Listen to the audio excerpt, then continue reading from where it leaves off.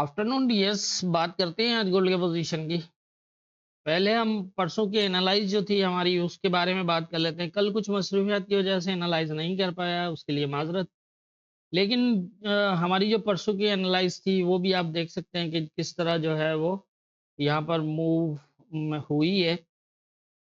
तो हम बात कर लेते हैं हमने एनालाइज किस तरह की थी। 33-20 के पास जो है हमने गोल्ड को एनालाइज किया था, और यहाँ पर हमारे पास दो सिचुएशन पोजीशंस थी कि अगर तो ये लेवल ब्रेक हो जाता है तो फिर पॉसिबल है कि ये इस एरिया को टेस्ट करके आए, और जैसा मैंने बताया था कि यहाँ से सीधा भी आ सकता है। लेकिन 32-95 से 90 का एरिया बहुत इंपॉर्टेंट है। आपने शायद वीकली एनालाइज देखी हो, उसमें भी मैंने ये एरिया इंपॉर्टेंट बताया हुआ था।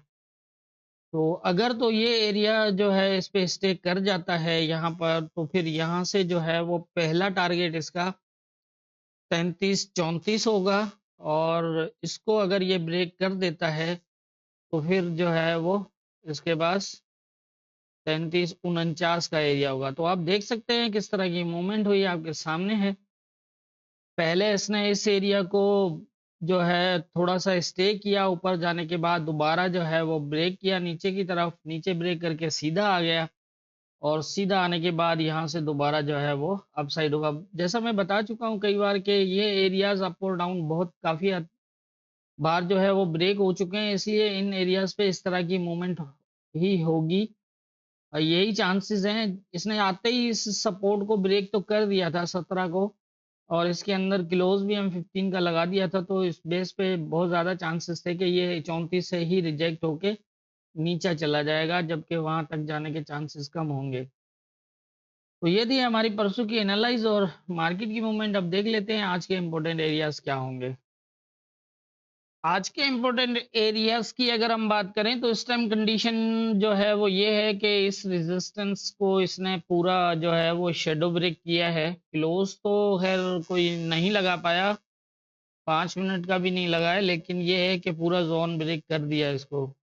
और यहाँ पर नीचे की अगर हम पोजीशन देखें तो ये एरिया भी फिलहाल ब्रेक करके गया हुआ है, और ये वाला भी इस तरह 17 का जो एरिया था ये भी ब्रेक है।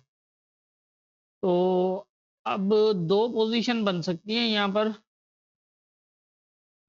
एक तो या तो ये यहाँ से बुलिश हो जाएगा, या फिर जो है वो मजीद सेलिंग की तरफ निकल सकता है। लेकिन जैसा कि आप जानते हैं ये 32-95 जो है वो हमारा वीकली सपोर्ट एरिया है और काफ़ी इम्पोर्टेंट भी है। तो इस एरिया को शायद ये स्टे कर भी जाए। अब यहाँ पर पोजीशन ये है कि 2M15 के इसके नीचे क्लोज कर चुका है सेल में। अब यहाँ पर ये एरिया ऐसा है, अगर इसके बॉटम तक आता है, अगर बॉटम तक आता है तो फिर जो है वो ये चांसेस होंगे कि ये यहाँ से दोबारा जो है वो इस तरह की पोजीशन बन सकती है। और अगर ये 17 इसके नीचे जो है वो H4 का क्लोज भी लगा हुआ है, तो यहाँ स्टे कर सकता है ये, लेकिन थोड़ा सा कम होगा चांसेस यहाँ पर। ये अगर ब्रेक करता है और इस एरिया को प्रॉपर टेस्ट करता है तो फिर यहाँ से ये दोबारा ऊपर होगा इस तरह से। ये वाला जो है 6 से 4 इम्पोर्टेंट है, और अगर 6 से 4 वाले एरिया के नीचे H4 का क्लोज लगता है तो फिर ये तकरीबन 33-20 को टेस्ट करेगा, और यहाँ से फिर जो है वो 95 भी ब्रेक हो जाएगा। ये इस तरह की पोजीशन होगी। अभी ऊपर नीचे लेवल्स ब्रेक हैं, इसलिए जो है वो ये मैंने आपको पोजीशन बता दी है। यहाँ से अगर इसके बॉटम तक आता है इस एरिया के, लेकिन अगर ये इसके बॉटम नहीं ब्रेक करता, यहाँ पर स्टे करता है, तो फिर यहाँ से एक अच्छी बाइंग हो सकती है। ये बाइंग जो है इसको तकरीबन 58 से 65 तक ले जा सकती है इस तरह। अभी करंट पोजीशन तो यही दिखा रही है इसकी।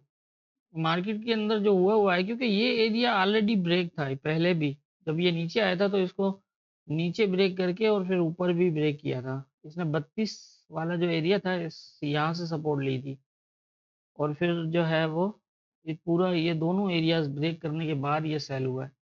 तो इससे जाहिर ये होता है कि ये दोनों एरियाज ब्रेक हैं। अगर तो इसी एरिया को दोबारा सपोर्ट लेता है तो फिर ये 65 तक आराम से जा सकता है। अब यहाँ पर गैप की वजह से पता नहीं क्या मूवमेंट हुई है, कुछ अंदाज़ा नहीं हो रहा।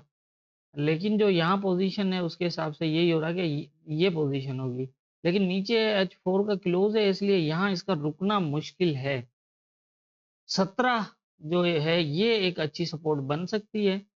लेकिन अगर 17 ब्रेक होता है तो फिर 3306 वाला जो ये मैंने ब्लू लाइन से, ये है तो माइनर सा लेवल है, लेकिन अगर ये प्रॉपर सपोर्ट बनती है तो फिर यहाँ से एक अच्छी बाइंग मिल सकती है, जिसका पहला टारगेट 42 होगा।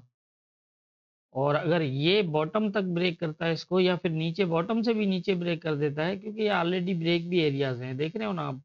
M15 में ये ऊपर पूरा जोन ब्रेक और फिर पूरा जोन नीचे भी ब्रेक, तो ये सीधा भी आ सकता है यहाँ से। तो अगर ये, लेकिन मेरा क्योंकि इसने 2 ऊपर रेजिस्टेंस ब्रेक किए हुए हैं जिनका रीटेस्ट नहीं किया, तो इस यही होगा कि लग यही रहा है कि इसको या तो फिर शैडो ब्रेक करेगा नीचे की तरफ, फिर ये ऊपर निकलेगा, फिर इस एरिया को 42 को टेस्ट कर सकता है, या फिर आप देख लीजिएगा यहाँ पर अब तीसरा M15 चल रहा है, इसके साथ ये तीसरे के साथ क्या होता है। अगर ये भी बेरिश क्लोज होता है तो दोनों रेजिस्टेंस के नीचे जो है वो M15 के 3 बेरिश हो जाएंगे, तो यहाँ से भी हो सकता है, फिर यहाँ से भी हो सकता है। ये एरिया इंपॉर्टेंट है। इसके बाद फिर 17 और 17 के बाद जो है वो 3306। इन एरियाज में फिलहाल सेलिंग मत करिएगा, क्योंकि 3295 जो है वो इसने प्रॉपर टेस्ट रखा हुआ है, और 3295 हमारी वीकली सपोर्ट थी और इसको प्रॉपर टेस्टेड रखा हुआ है, तो इसलिए इस एरिया में फिलहाल इस एरिया में सेलिंग मैंने आपको बताया कि अगर 3304 के नीचे H4 का क्लोज करता है तो ये दोबारा 20 को टेस्ट करेगा, 3320 को। ये टेस्ट ज़रूर होगा यहाँ से, 20 को टेस्ट करेगा और 20 से फिर जो है वो सेलिंग होगी, वो आप 32 84 81 तक देख सकते हैं इस तरह।